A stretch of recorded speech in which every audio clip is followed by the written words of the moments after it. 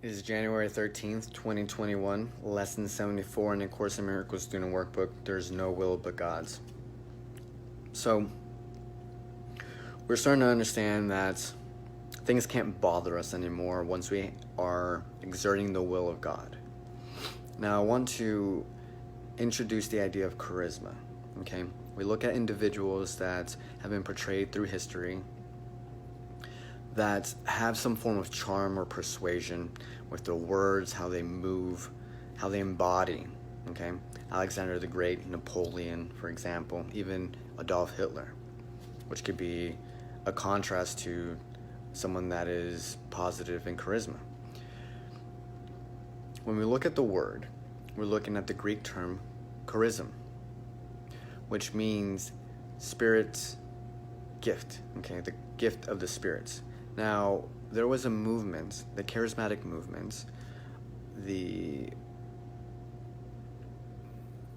church believed that the Holy Spirit endowed these gifts of wisdom, knowledge, the ability to discern spirits, diverse tongues, gifts of healing, and even the increase of faith as they serve God. A great example, and even the epitome of what charisma would be for them, would be Jesus Christ. Now, when I first started my journey, I ran into this book, The Art and Science of Personal Magnetism by Theron Q. Dumont. Now, at the time I didn't know what it was, but I did videos on it, and it became very successful, and that's what created and fueled my life coaching and even dating coaching, because I ran into Fearless, and it seemed like a lot of what I learned from that book was portrayed by my mentor.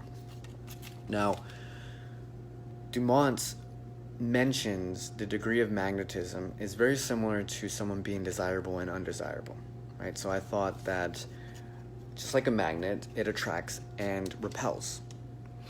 And he mentions that the energy that we're emanating is very similar to our aura, okay? Now we look at ourselves, we're looking at, we are vibrations of light, basically less than 1% matter. We're looking at the idea that Dumont had with positive and negative vibration, positive and negative magnetism, very similar to our positive and negative emotions. So our heart actually has an electromagnetic wave that it emanates when it's feeling fear or love. It expands with love, and then it contracts with fear. Very similar to how our emotions are portrayed with our mirror neurons. We have emotional contagion and even pheromones that emanates when we are feeling fear or when we're feeling love or lust. And we can smell that from others. And we can also see that within our breath. So if we start breathing like we were angry, then we'll have angry thoughts and angry emotions. And that also is received from others, whether it's our body language, our vibrations, or even how we are interpreting that within our own senses. Now, he mentions the mental and physical waves that we emanate. We have individuals that have strong mental waves, strong mental magnetism, individuals such as lawyers, scientists. You'll see examples such as speeches, right? Well, they have like strong intellectual or intelligence. And we look at the physical. We look at individuals that use their bodies, such as athletes or even actors. Now, when we have the combination of both, we're looking at individuals that are very powerful within the world. And again, we're looking at individuals such as Alexander the Great. We're looking at figures that have been portrayed all through history. And it's because they've been using the combination of both to influence their environments. Now, when we look at our three brains, our head, heart, and hara, it's very similar to the planes, okay? And this could go back to the Jewish Kabbalah, even the Hermetic principles, the Kabbalion, which is the physical, mental, and spiritual plane. It's a triangle with a square with a circle within itself. So the lower plane, the lower self, is our mind and body. The higher self is our spirit. So there's a pendulum that swings on this triangle, And when it's hitting on the bottom, we're looking at the cause and effect. So with any cause, there's a reciprocation from the environment with an effect. When we look at spirits, we're looking at the ebb and flow because we stop seeing things from a dualistic perspective, if that makes sense. Now, when we look at individuals that have the ability to use both mental and physical magnetism, if you want to call it, they sometimes are aware of it or unaware of it. So if they learned it, they can turn it on and off. They have it on tap, if you want to call it that. And those that are unconscious sometimes become victims of their own power. And you'll see this with individuals such as Hitler, where they neglect and even abuse their power. Now, we learn in this book that we can also absorb energy from the outside environment and generate it. And this is through breath. And as we learned earlier, that our breath can actually create thoughts and emotions within ourselves, and we can also learn to, fill ourselves with more energy, oxygen, however you want to call it, with whatever practice you want to think about it, right? We're looking at the meridian system. We're looking at prana and meditation. We're looking at individuals that are physically healthy and strong and how they breathe fully. So we're looking at how shallow our breath is or how deep it is. And that's how much energy we're actually allowing ourselves to move within the world. So if you work on your cardio, obviously you have more energy because you're breathing deeper and more profound. Now, when we are looking at a sigh of relief, right, that's our ability to let go of stress. We are decompressing or discharging ourselves from all this mental and physical energy because now we're looking at the mind and the body. And whatever we think about ourselves is going to be reflected within our body. That's why you see individuals that are very charismatic and how they carry themselves and how important body language is. It's not what you say, it's how you say it and why you say it. And that is the means of communication that is most effective as you're moving through the world. Now, when we are allowing ourselves to release, we're looking at the things that weigh us. Sometimes they're thoughts, sometimes they're emotions, and we look at self-worth. We look at the desire and expectations that we have, and once we let go of that and start just taking action, then we can see how worthy we actually are, because now we're having faith of who we are and the projection of who we are in the world. So when we train guys going out, socializing, we have drills and diagnostics. So we put them in social situations and control situations where someone is looking over them and seeing how their vocal tonality is, their body language, how they're portraying themselves. So whatever they project, people will accept or reject.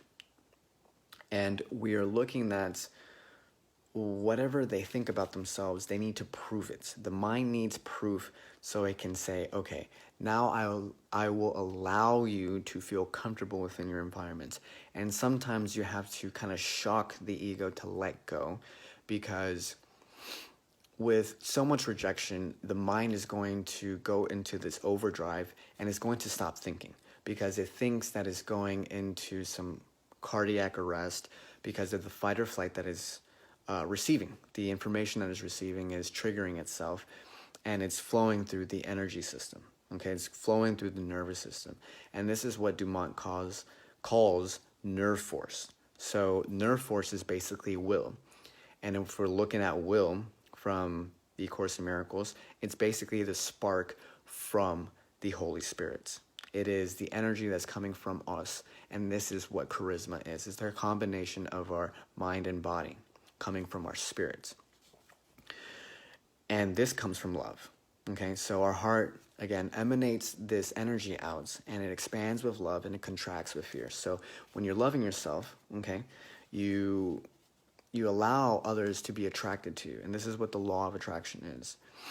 Most oftentimes when we see individuals that are trying to manipulate, such as seducers, they only do that through the mental plane, if that makes sense. Because they have created some compelling case, right? Even though their heart is not resonating with it. So there's a dissonance between their mind and their hearts. And why is that? Because they're trying to persuade and convince themselves. Okay, so that's manipulation for themselves to believe that they are this person, but in reality, when they actually do the work, they will have to deconstruct that false sense of self to reach what true sense of self is, which is looking within yourself, inner peace.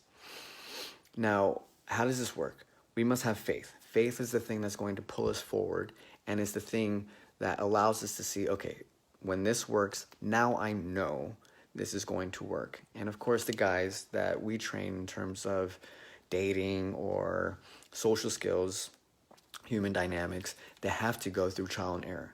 Sometimes they have to go through so much trial and error because they have so many mental and emotional blocks that they have believed over the years that they have to deconstruct. And sometimes they're constructing a new identity as they're deconstructing. And it becomes very difficult for them because what they're trying to do is project something to create their own reality, okay? And in this case, perception is reality. And this is why we're looking at the lower plane, because once we're looking at the higher plane, perception is not reality, okay? It just is because of, by the byproduct of what we are. Now, when we're looking at how we're portraying and conveying ourselves, sometimes the world needs to catch up, right, to comply with our path. And people aren't going to accept what they're portraying most oftentimes because there's some form of doubts, or the process of what they're becoming as they're being what they be, what to be, to have, and do, okay?